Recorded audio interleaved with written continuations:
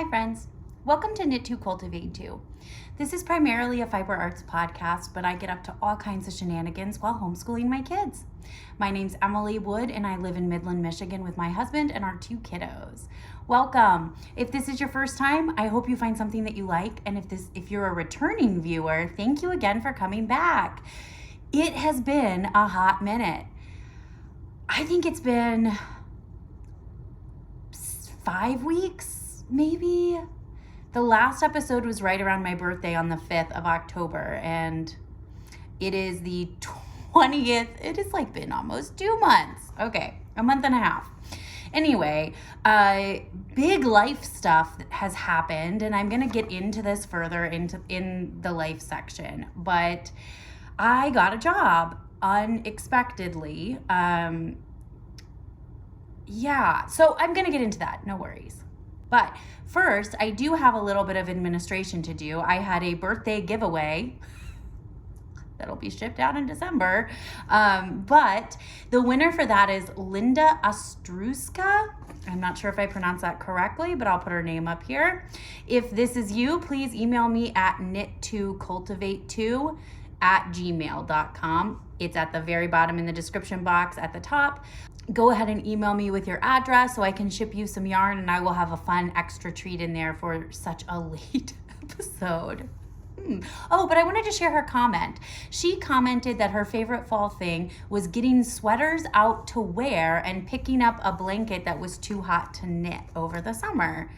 I want to know where you live, Linda, because here in Michigan, I was knitting on a bulky sweater on my porch mid-summer. So I've actually, since moving, gotten much more knitting done in the hotter months as our temperatures distribution has changed. Okay, that's all I've got. Let's get to some knitting, and I have a lot of it. My first finished object that I have is the Millie for Men that I've already shown you. Except now I have buttons. They're not on, but I have buttons. A lot of the finished objects I have today are not finished. They need ends woven in and some buttons, but they are as finished before I show final pictures, right? As they're gonna be. So I got these little wooden buttons. I liked the little just basic design. It's really hard to see with the light. And they're going on this navy. Let me show you the sweater again since we're talking about it. It is a shawl collar, plain stockinette cardigan, and it has this really nice I-cord bind off on the ribbing. And so I have these buttons that are kind of like a mustardy wood to go with it. So I'm really excited. My husband reminded me that he still doesn't have a sweater yet. And I did forget that I had a whole stack of things to weave in ends. So it was helpful. But I have that, and I swear I will still get pictures and share them with you. But that's the last time you're seeing this sweater in person, not in photograph added. Okay, just to cut in real quick, the Millie for Men is by Regina Mossimer, and it's about $7.08 US. The next finished object I have are the Springy Mitts by Kathy Campbell. The pattern was $3 US, and I made a pair with the springy roll cuff that I showed you guys last time. And I like the cuff. I don't have anything wrong with the cuff. It eats up a lot of yarn for what it is. So a lot of the mittens I knit are with leftover fingering from a pair of socks. So I don't want that portion that just eats up yarn. So I made the pattern with just some ribbing for my daughter. I also went down a size. The last pair was much too large on her. My gauge was right. They were just very large. And I can't remember now why. I know I talked about this, but for some reason, mine should have even been smaller than the pattern, and they were just huge. I mean, they almost fit me. So I went down a size, and these are perfect. And so we have a pair of mitts that she has not been allowed to wear, and we'll be happy that she can. Yep, and just a regular rib. Really like these. Really like this pattern. I'm gonna keep the pattern for future mittens as I need to replace them in our stash. But overall, I really do like the pattern, and I do recommend it as a basic mitten pattern. Okay, guys, you are gonna think I have gone off the deep end. I am knitting, just like everybody else, a Sophie scarf. This is by Petite Knits. The pattern is $4.12 US. I finished 3 of them. So I guess I haven't really talked about how all of the projects on my needles were color work or something that took thought. And I got this job, and I'm gonna talk more about it, but I got this job and I just have no brain space. Like, even now, all I want is vanilla knitting. And so I decided to use some scraps and do a Sophie scarf. And I loved the pattern. And so I had other scraps and decided to knit a total of 3. And figured that if I don't, which one I want, or the ones I don't want, I can gift. So and they're scrap yarn. So like I'm not using a new skein of yarn. So that's why I ended up with 3. My first one is made out of Emma's yarn. Both the fingering, and I can't remember the base of the fingering, and the mohair were in the colorway Beauty Queen. And I'll show you. This is the same as the balaclava I knit was it during spring soccer this year, I think? But I love this. It's like a pale pink with these maroon pops. This is the one I want. And I think this one is more headband-like than some of the other ones I've seen. But that was kind of one of the things I liked about it. It could be a little scarf. And actually, sorry, let me take it a step back. I didn't love this when I saw it because I don't think I can pull an ascot off. Not because I didn't like the look of it. On her, it looks amazing. But I thought that's not something I can pull off. And I can pull off whatever I want. I am fully aware of that. Anybody can wear whatever they want and that makes them happy. Let's throw that out there. But I did not think that I would style it as cute as she could, right?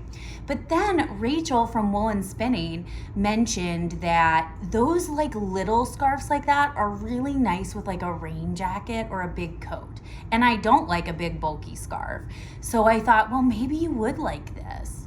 And then I saw people using it as a headband and realized, worst case, you could even use it as a headband in the winter and just tie it. So I liked the versatility or the versatile nature of this pattern. So the second one I did, okay, so it calls for DK, I think. Yeah, it has to. It calls for DK, and that was a fingering and a mohair, and this is 2 fingering held together, and I have no idea what this was. This one is denser, but I mean, as earmuffs, who cares? This one, I kind of like these for an extra layer, like under my balaclava. The balaclava is really nice and warm, but in brutal wind in Michigan, air does get in sometimes. And so I thought another layer like this underneath it might be nice. I keep trying to put it on and I don't know why. You've seen it like 4 times now on my head. And the last one I used this yarn for headbands, I think at the beginning of when I started the podcast. But I used a different color mohair with it at the time. I had a gold mohair that I made the novice cardigan mohair edition out of. And then I had this base that I had just purchased. I actually think I got this in Colorado, but I'm not sure. And I made another one. And this one will probably be a gift knit for sure. I'm not an earthy tone person. I think I have like red undertones in my skin. But I do have a few ideas of people who would like this. So Sophie Scarf Extravaganza over here today. But I highly recommend the pattern. It's a really nice pattern, and it's a really quick gift knit with scrap yarn. That was one of the reasons. All 3 of those projects were stash busters. So that was nice, and that felt productive, just for a lack of a better word. Okay, the next thing I have to show you is half finished object, half work in progress. So I am from West Virginia. I grew up in West Virginia, and we have lived in Ohio for the last decade, in Columbus, almost a decade. And just a year and a half ago moved to Michigan for my history of temperatures that I'm used to. In Ohio and West Virginia, I hated socks. I don't like tall socks, like sensory-wise. And so I would prefer an ankle sock. And part of that is because my leggings and all my pants are too long because I'm very short and they bunch up at the bottom. So like putting tall socks on is kind of a pain. So yeah, I literally have to fold up my leggings like a good like 2 inches, so that so it's the right length, and I could hem these, right? I could totally do that. But I don't. But because of that, I preferred ankle socks. And now living in Michigan, I have a lot of dresses, longer dresses and things that don't get a lot of use. So last year I started wearing knee-high socks that I had purchased at Target, and a few that I got at Aldi, and it extended the life of a lot of my dresses. So I have one dress that's kind of like a capri length, and I like to wear that with boots and tall socks, and then it's almost like I have a pair of pants on, right? So I really got into that, and I was like, well, I could knit knee highs, and I've never knit DK socks before, so that would be kind of perfect. So I decided to do a knee-high recipe. So I took measurements on my leg, and I'll either put like a rough picture or like a picture of someone's calf up here so I can show you where I took measurements. And I just did the math on how many increases I would need, and etc. I will say this, when I was doing my math at like the calf, I forgot to add negative e's. So the work in progress that I'll show you in a minute, I needed to adjust a little bit. But anyway, so I've got these purple knee highs, little stockings, and they have calf increases, so they fit really, really well up top, and then some little ribbing. So they stop, like my knee is right above this, right? They're right below my knee, so they stay up really well. And I did calf increases, some straight portion at the wide portion of your calf, and then decreases so that it cinches up at the top. And it works really well. So these are large enough to go like over a pair of leggings, which is another thing I like to do in the house. I'll wear a pair of knee highs over my like leggings. So they should be good for that. Now, yarn. This is Plymouth Encore, which is an acrylic wool blend, and I knew that isn't what I really would use, but it was, I think, $3.49 at my local yarn store. So it was a nice way to not feel pressure while writing this pattern for the first pair. So I did it, and I thought, acrylic keeps you warm, like you get too hot in it.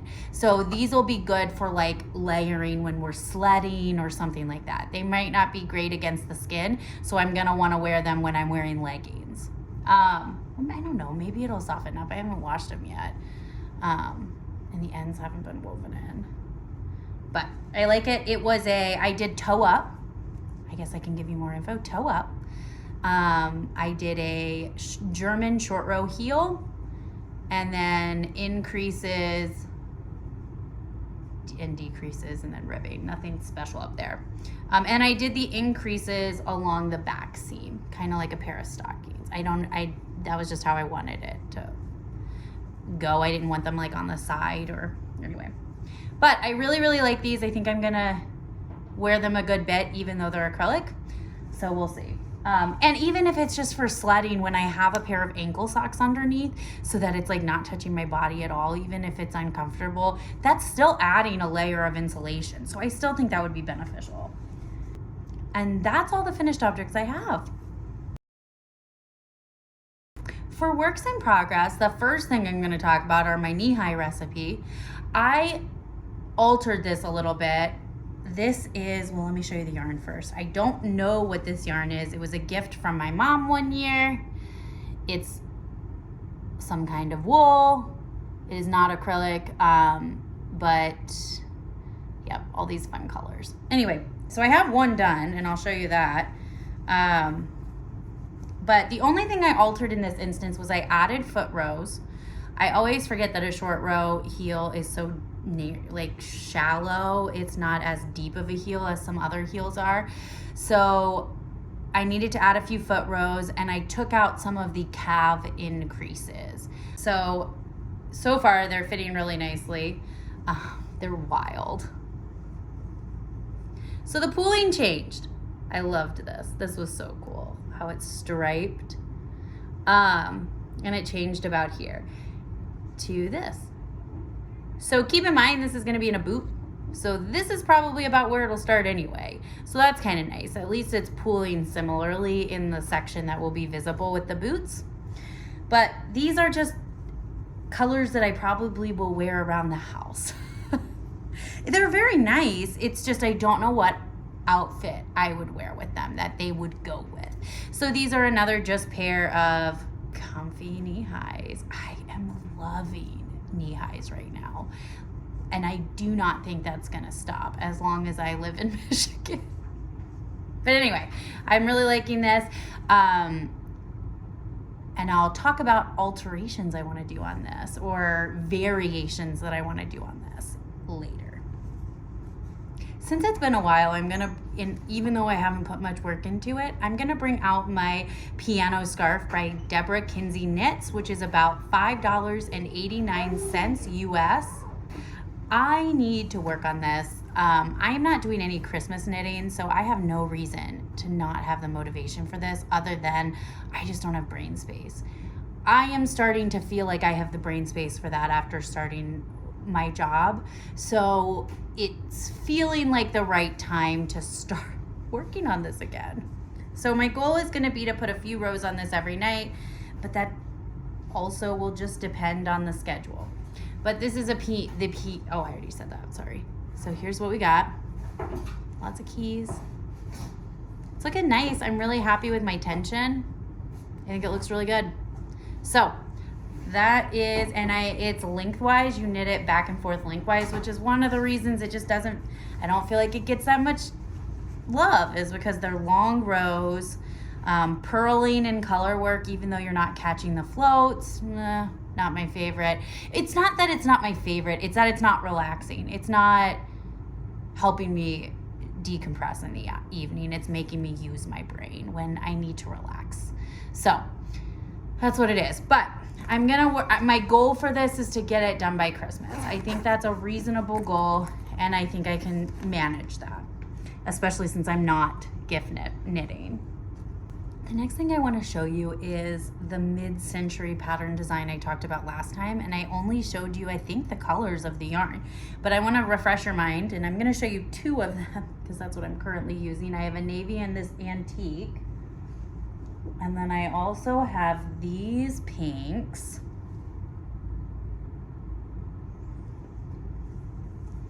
And these blues. So all of those together. And I thought I'd have more to show you, but what I do have is this, let's see if I can hold it up,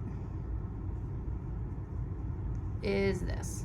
So this is the lining of the cowl. And so I have two different paired color pairings. Like this is one pair and this is another, and it will alternate and repeat. So it's kind of striped, but kind of similar. And then I have a different design that will be the front of the cowl. So this version of the cowl is a provisional cast on, and then I am going to knit half the lining, knit the front, knit the other half of the lining, and seam. This is the same thing that I forgot to talk about that I'm doing on the piano scarf. The piano scarf initially had you cast on at the bottom edge of the front panel knit up, and then knit the back panel and seam. But I didn't want the seams at the top and bottom of the front of the panels to be different, and it would have been that way. So I altered it to do this method, which I learned, I think, in the Gambit cowl, and I love it. So that's how I'm doing this. But I also think I'm gonna try a version where I knit the ribbing, the front panel, and the ribbing, and then pick up and do the lining in between the two rib sections, which I've also done on another pattern. I can't remember which pattern that was, but I think I'm gonna have two versions of it, so I'll see how that goes. But so far, I love how the colors are going together. I don't know if I talked about it, but I'm using Stitch Fiddle to do my grid or my pattern design, and I love Stitch Fiddle. It actually reminds me a lot of when I used to use Fiberworks to design hand-woven fabric.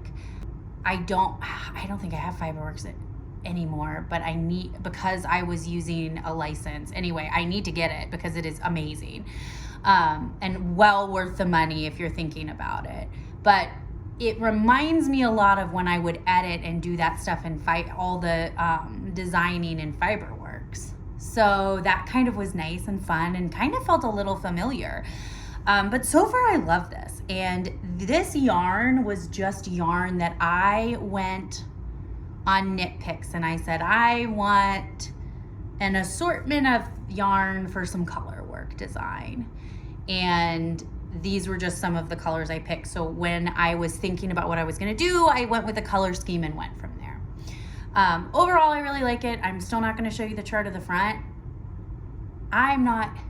This is going on hold until the piano scarf is done. Once the piano scarf is done, I'll pick this back up and like use my brain space time for this.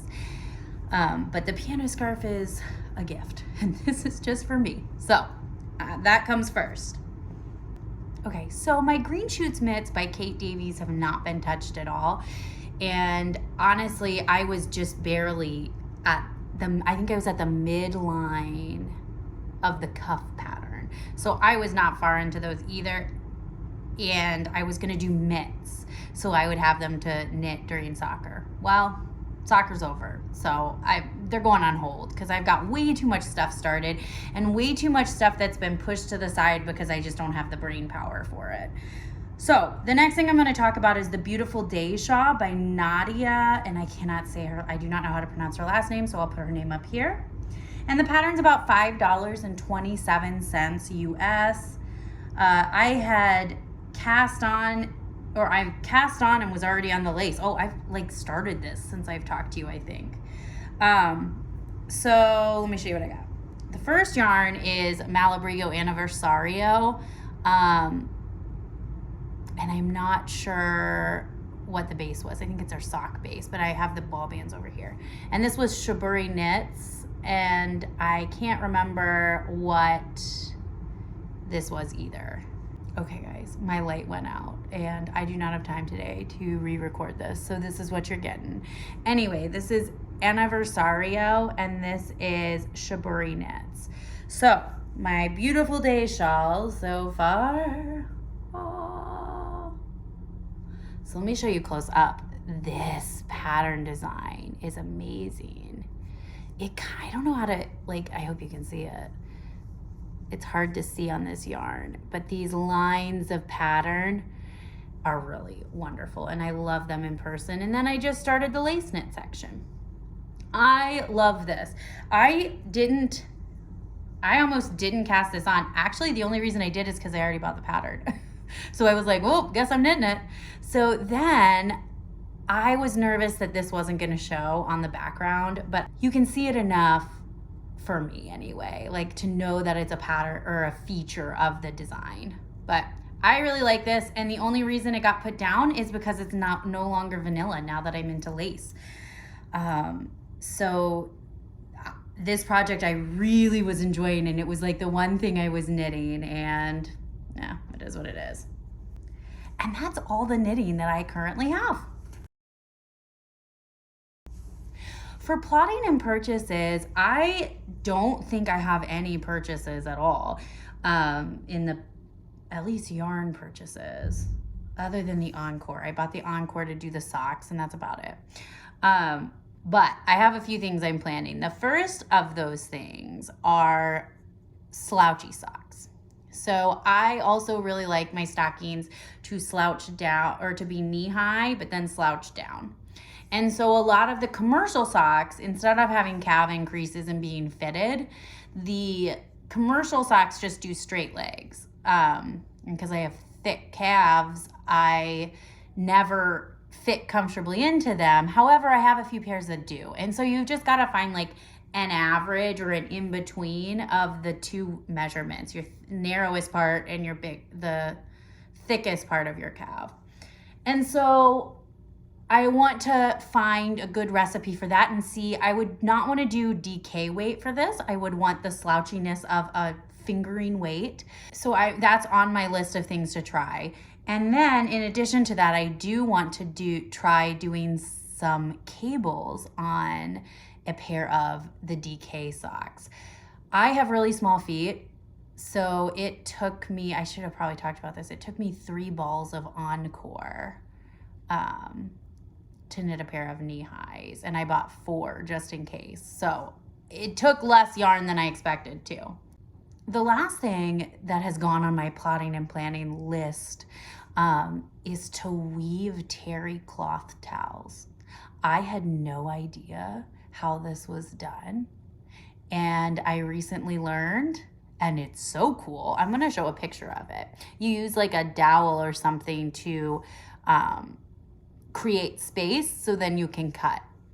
What? So cool. So that's on my list of things to try, mainly because I want to do bath linens for my house, and I don't love a Turkish towel.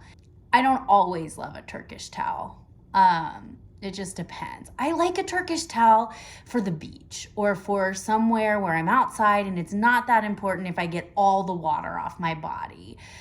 But for like after a shower, I tried to use one time and it was just not what I needed. So terry cloth towels might be right. So that's on my list, and I'm really excited to dive in and learn some of that stuff. But I think things like that will wait till summer when I'm not teaching. Yeah, but that's all I've got in planning. But those are some of the things that I'm thinking of. I still have tons of things in my queue to work through that I've got ready to go. So I do not need to be purchasing yarn right now. Okay, the biggest thing that's happened to us in our life is that I got a job. So I applied to lecture part-time at the local university, the school my husband teaches at, this fall, and was told, I'll probably have something available for you in the winter term. So, starting January. Well, it was the week after I recorded, I get a message saying that there is a professor that has to leave short notice. They put 2 weeks in, but they had to leave and we're not able to finish the term for personal reasons. And there's no animosity with that situation whatsoever. It was, family stuff. And they had to leave and needed 2 classes covered starting week 9. So I quickly picked up 2 classes. I am teaching a statistics class and I am teaching a math topics class. And it's all really good. It's all going really well. It's been a huge transition for us. My kids come with us on the 2 days that I teach. I teach half days, so I teach 8 credit hours, which is 8 hours of teaching a week. So I teach 2 4-hour chunks of time. And we all go together. We live about a 30-minute commute from the university. So we all go together in the morning. My husband teaches in the morning while I do school with the kids in his office. And then we all go eat lunch. And then we come back and the kids do school with him for the afternoon while I'm teaching. It's not it might not be an ideal system for most people. It works really well for us, but it's been really good for us. And I have to admit, there was a part of me that was like, if you're going to be doing this and they have to just tag along on campus, like, what's the point of why are you homeschooling still? Is that the best choice in that instance? And so we really, thought about it to make sure we're making the right choice. And the reality is, A, they don't mind coming to campus because they get to eat Panda Express for lunch. But B, it's no different than me taking the kids to the library to get our work done. Or, I'm teaching them how to fit education into their lives instead of having your life be built around it, which is one of the benefits of homeschooling. In addition to that, they're still getting mastery-based individualized education. And we're still together as a family. There are a lot of reasons that even though my kids are now they're still not in an institutionalized setting. Like they might be doing school on campus, but they're in my husband's office rolling around on the ground or wiggling around. Like they're still able to learn in an environment that's better for their body than sitting at a desk, right? So, and they still get breaks whenever we need it, or when we're hitting a wall, we stop and take a break so that then you're absorbing all the information. So it's still on your pace. So it's been really good. And there's so much stuff like math and reading that's kind of just, it's not busy work. That's not how I mean to word it. But like, we don't always have to be keeping up with our history and science. We can do a lot of that stuff at the end of the year in the summer too. But we always keep up and do like extra math and reading lessons. And I should say we get through stuff. It just might be partially in the summer. Yeah, but so far so good. And it was funny. My husband and I actually were talking about how after, we got adjusted and now now it's different. Like the first few weeks were a little rough, but then, on teaching days, I get up, I know I need to get my school stuff ready. I know I need to get the kids' school stuff ready. They help me get it ready. I'm just saying organize. Like I need to organize my brain on what I need to have them put in their bags. And we pack up our stuff. We know to get water bottles. We know to do this now. And it's just not that bad. And another piece of this is, okay, working with your kids. Working with your kids is less productive than working without your kids. Absolutely. But if we're really, really well organized, then it's not that bad. If we're organized and I have things for you to do while I'm doing this and then this, and we're just like micromanage our day, it's not terrible. And it still feels less stressful than when we were all packing up to go to different places and separate. And it's not like managing 4 different schedules. It's like we're managing a group schedule. It's just a different feeling. And I remember like last week I was telling Colin, it's busy and I know it's harder to take our kids to work with us, and like we have to plan more and we have to be more on top of it. We have to plan for setbacks and give ourselves extra time to complete our stuff that needs to be done. We have to do more work at night when our kids are allowed to play. And there are sacrifices to that. It's still less stressful. It still feels easier and less stressful than before.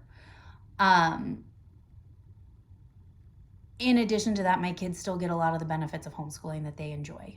We have a group that we meet up with that is 4 of my friends and their kids. And everyone's really close and enjoys each other, and we meet at different places. We a lot of the times go to this coffee shop in the mall, or a park, or my house, or whatever. And then Friday we have co-op, which is I'll update on as well. It's going really well. But on Friday we have co-op groups. So they're still getting a lot of that benefit. They also, on Monday and Wednesday, we leave the house at 8:30. So not early. And we leave campus at 4:30, sometimes 5. but we leave campus at 4:30, and they have my husband as he's a music professor, so he has a piano in his office. They even have all their piano done by the end of our work day. So they come home and they play, and they're done for the whole day. There's no homework, there's no piano practicing, there's nothing. They're done. So it really just hasn't been too bad. Yes.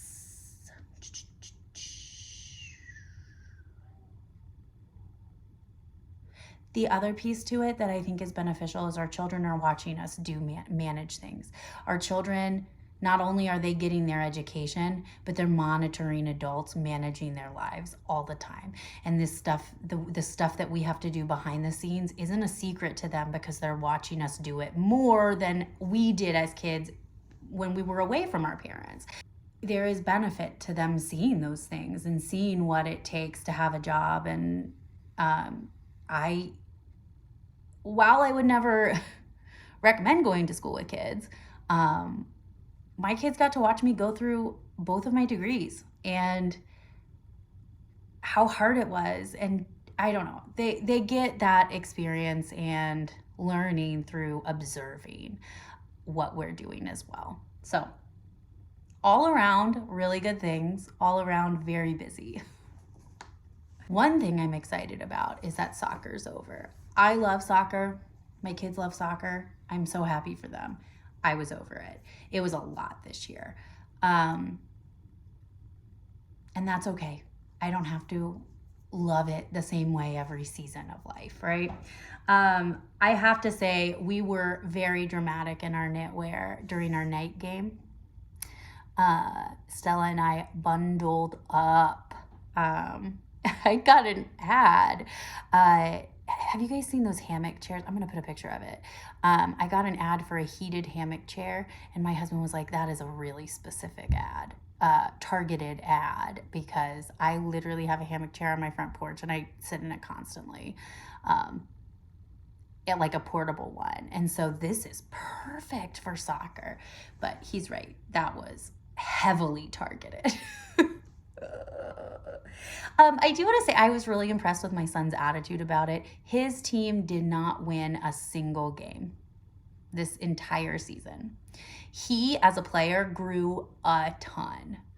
And he met people, and, it was a good season. And he personally grew a lot. His team did not win.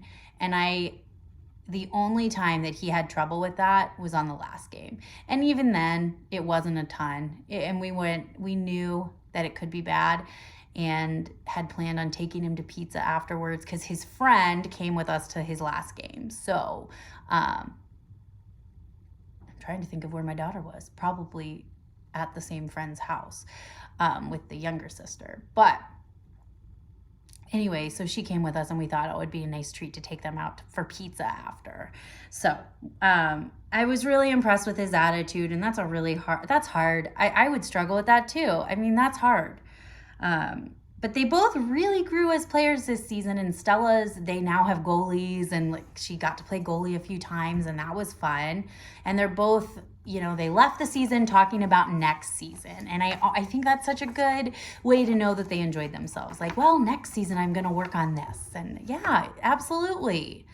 Yeah. And we actually had one of the kids ask Eli, are you going to be at Jefferson next year? Which, no, they wouldn't because they're homeschooled, but they also wouldn't because we don't live in that school or to feed into that school. But, it highlighted some differences in homeschool socialization, and, we had to figure out ways for them to connect. And there are tons of ways for them to connect that aren't physically being in the same school. And so that was kind of fun. And my son and I got to have a conversation about different ways you can connect with people, which are great. It's great. I thought it was so hard when I was first an adult to make friends because I never really had to before. It was all, I met people because we went to school together and it was easier. And I think it is truly because we don't know how to make friends if we're not always in the same space. And I didn't. And so we had a conversation about that and how to meet people and connect with them and continue the connection. But yeah, I mean, it does take a little more intentionality sometimes. For trick or treat, we had I kept telling Stella she was a generic mermaid because it was not a mermaid character. It was just a mermaid costume, right? But that sounds kind of sassy, and that's not how I meant it. But we had a mermaid from Target and Sora from Kingdom Hearts, and I loved video games growing up, and Kingdom Hearts was no exception. And I waited the however many years from game 2 to 3. Game 3 came out when I was in grad school, and I like pre-ordered all of it because it was a long time, like what, 12 years? Anyway, so he was one of the main character from this video game series that I loved growing up. And so I went a little nuts I went a little overboard on costume. So we got a wig, a keyblade, and the deluxe costume. It was not cheap, but I also knew that my son is not as likely to pretend play as my daughter. And when he has costumes like that he really has a connection to, he ends up playing more. So I also knew that the stuff inside, or the stuff with the costume, would get used as a good bit. But that was fun, and we had a group of like 11 or 12 kids going around, and that was always fun. And at the end, they did a candy swap, which was also fun. We're kind of, middle school is a fun age. They're learning to socialize in different ways. Their personalities are coming out more, and I thought that was so cool. Like, we're at the candy swap after Halloween phase, and yeah, that's cute. We did do some fun homeschool labs. We did a DNA transcription model, and we used marshmallows, pipe cleaners, beads, and we colored our marshmallows because I didn't buy a bag of colored ones. I forgot. So I had just bought white ones, so we used a marker to mark them for the different nucleotides, but it turned out really cute. And then Stella did a blood model, which had plasma, red blood cells, white blood cells, and platelets.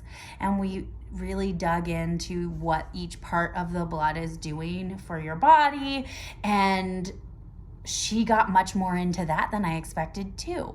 But those were two really fun labs. We have on our list coming up, we're gonna mummify apples, which is fun, which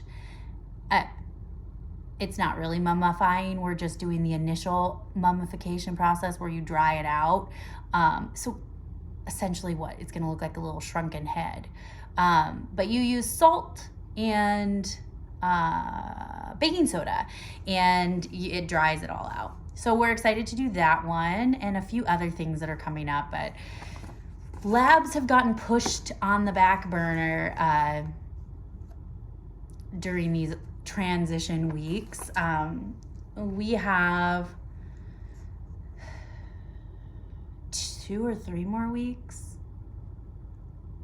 after we get back from Thanksgiving break. I think it's 2 weeks when we come back from Thanksgiving break before finals. We'll be catching up on some labs over the winter break. But hey, it's flexible. We're flexible. Like, my kids, a lot of the labs are fun, and they do demonstrate the process. But some of them, like the canning process, they talk about it when it kills the bacteria. Like, you don't actually have to do it to learn from it. But we're going to do it because they do end up being fun. But they're not necessarily all necessary to understand. Like, another one of the history ones was like build a ziggurat and with cardboard, and I was like, well, we don't have enough saved up cardboard, so we'll have to save this for later. But that's like one thing we learned about Sumer. So like, it really wasn't like a huge hands-on activity. And like the mummifying an apple, that's fun, but we watched like multiple videos on this, and like, you understand that process. So it's not, they're more just fun activities, and that's good. We can do those, but we've had to push some stuff back. Well, and the other thing is would you rather do it on a Saturday, or would you rather wait till our break and we can like do extra stuff? And typically they have stuff they want to do on Saturdays, or they have friends they want to play with, or whatever. So it's typically up to them. As for our bucket list update, now that Halloween's over, I feel like no one's interested. We did not get much through this list. As I did just tell you, I got a quick job. We did do pumpkin carving with our friends, which was fun. And I did start and finish a thriller, which I'll talk about in books. We never did a fall hike, but our backyard is leaves, like piles of leaves. I wish I had a picture. It took my husband days to leaf blow that backyard. It's so deep. So we don't do the backyard until the very end with the leaf blowers, which is probably why it takes so long. But that means the kids have a whole backyard of leaves to play in. Our front yard's not as bad because we had a few trees taken out up front. So that one wasn't that bad, and my husband keeps up with the front yard. Our yards are really hidden. Only one of my neighbors can see into my yard. My other neighbor, there's a garden in between, so it's very private. And then there's the backwoods in between the house behind us. So this one neighbor is really the only one that sees into our backyard. So it's also not a huge eyesore.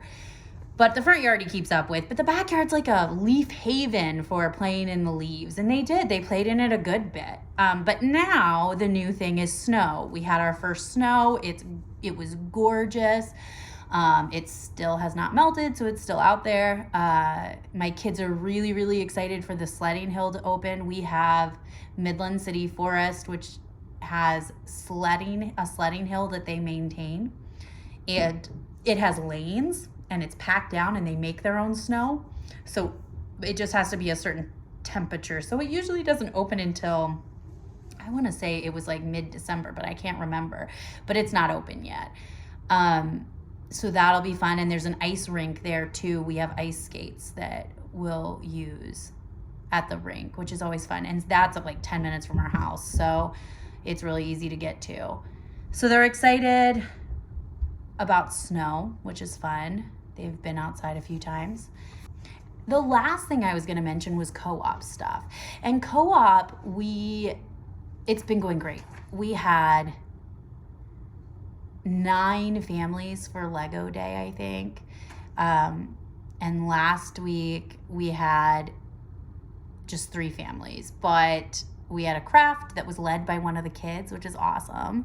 And then we'll probably get some holiday stuff after we get back from break. We don't have it next week, but it's going really well. It's growing. People are starting to come and build relationships. The kids are making friendships. It's great. It's going really, really well, and it's exactly what we were looking for. It is exactly what we were needing ourselves. So that's going well. We had a Halloween party that went really well. Lots of games. It was just awesome. Okay, personal learning, books, TV, anything. Books I finished, and I don't know if I talked about this, but the Once and Future Witches I didn't write down the author, I'll write it up here. I finished it, I loved it. I'm so glad I started over and it wasn't that I needed to give it another chance, it's that I needed to listen while the book was being read to me. So I'm glad I went back and listened to it. Because I just really enjoyed that. I started The Drowning Kind by Jennifer mcmahon. I don't know, Jennifer mcmahon. And that was fabulous too. I really liked that. It was a story that went back and forth in time to 2 different portions of the story. I thought the ending was good. It was good. I don't think I would call it a thriller, but it was a good book. It was a great book. Percy Jackson and the Lightning Thief, we had stopped before. I think I said this on the last episode, like we had stopped because my kids started getting into kind of some of these podcasts that I had pinned for us to listen to. So we just really haven't been listening to anything, but I just got it back, so I might personally listen to it. Since it is a series my son's read, he just wants me to read it so that we can compare the new series to the books. Which, absolutely, kid, I will totally do that to spend time with you. Next, I'm reading Nettle and Bone. Next, I'm reading Nettle and Bone by T. Kingfisher, and so far fabulous. Fantasy. I think I saw this story on, is it the Mighty Girls website, which has fabulous book recommendations. But regardless of where I found it, it's so good so far, and I'm really, really enjoying it. I'm physically reading that book. I have the audiobook on hold, but I am physically reading that book. It's just been on hold, and it was the next book that I wanted to read. And I'm also listening to Hold On to Your Kids by Gordon Neufeld. And this was recommended by Rachel from Wool and Spinning. And so far, I am super into it. It's all about kids being more peer-oriented than they used to be. About how they rely on the expertise and judgment of their friends over adults in their lives, and why has that shift happened in the last 50 years. And keep in mind, I am on chapter 2, so I am not very far, but it kind of is an extension of attachment parenting, or it is attachment parenting. Attachment parenting is about not only the physical connection that you make. I mean, the example of attachment parenting in the baby world is baby wearing, right? Or comforting your baby with physical touch, and understanding that that's not spoiling them. But this, as they get older, that attachment changes. But there are still aspects of it that are the same. There are different types of attachment. So there is a physical attachment. There is, who are you physically around most of the time? And who are you modeling, right? And there is belonging, feelings, or sameness, which can have the opposite effect, which is why radicals and nationalists thrive. But this idea of sameness and this feeling of belonging to a radical group. So far, I might not have had the verbiage for what they're saying, but so far these are all things that I have talked to my husband about before, about how it's not that my kids don't socialize, it's just that they socialize at different times than other kids might. And there is value to being with adults and being around other people at different ages and not just one age. XYZ. So far, I love this book. I think that it is going to be one of my favorite books that I recommend. Watching, I bought a video game for my birthday, actually. Tales of Arise. I love the Tales of the World, or the Tales series, and there are tons of storylines. But it's one of my favorite series, and they came out with that game. It was supposed to come out when I was in grad school, but then of course the pandemic changed everything, and so I don't actually know when it came out, but I got it, and I have played a little of that. It was kind of short-lived with a job. I finally caught up with The Handmaid's Tale and am up to date. The Patient I finished, which was fabulous. The ending, it was so good. I am not saying anything else, but it was so good. And Steve Carell, of course, just killed it.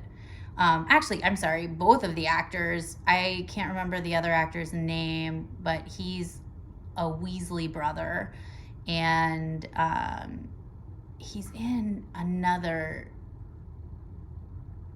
movie about time travel that I can't remember what it was, but he's in a few things that I've seen, but they were both outstanding. I don't know if I talked about how we watched The Rings of Power, but we watched The Rings of Power and finished that, and Colin and I both loved it. I think it's so cool because it's not based off a book. It's just backstory. So it's just so good. It's like a part of the story I didn't ever expect to hear, or a part of the character development that I have not seen yet. So we just really liked it. And it's kind of cool to see the different landscapes in the towns and the villages, and knowing how they'll evolve. So good. I watched The Good Nurse, which was a movie. The Murders of Charles Cullen.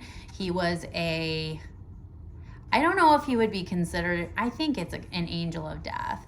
But I don't know if his motivations were helping people, which I think is a classification for that type.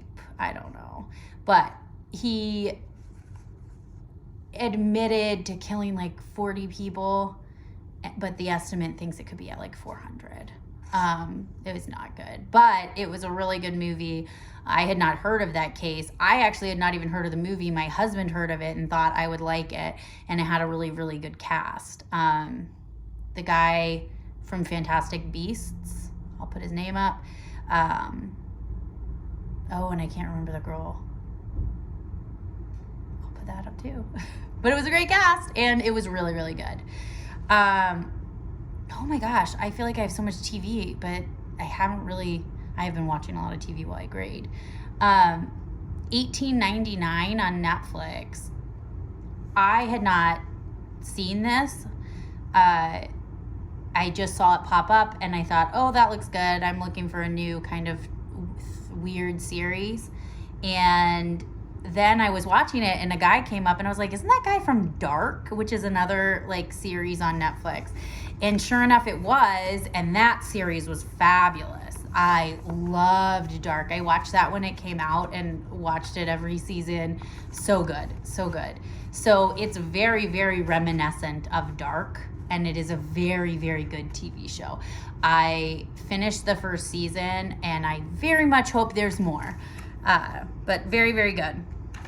The last show I watched there's a newer, I don't know how new, but there's a new season of the Derry Girls, which is absolutely hilarious. I have been learning so much about Irish politics, though.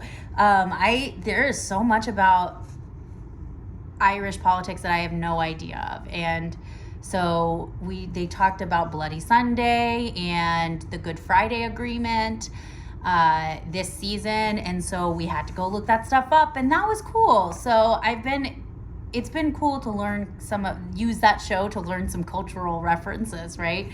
But yeah, so far it's hilarious, and I love the Derry Girls. I think it's so funny. But that's all I've got that I'm watching, or I don't think I'm currently watching any of that. I think I finished all of it. Yeah, but all good stuff. It has been a long one, guys. I had so much to talk about, and for the future of the podcast, what's going to happen? I'm not sure. I mean, work has been busier. My knitting might not get as much love as it usually does. But I definitely think since I'm not working full-time, but since I'm working, I definitely think that I will be moving back towards bi-weekly or monthly podcasts. Well, I'll just have to see how I feel. The holiday season might change things too, so we'll just see how it goes. Kind of how we're taking things right now, as this was a massive adjustment. Whew. But that's all I've got. Thanks for coming by, and I hope to see you next time. Bye.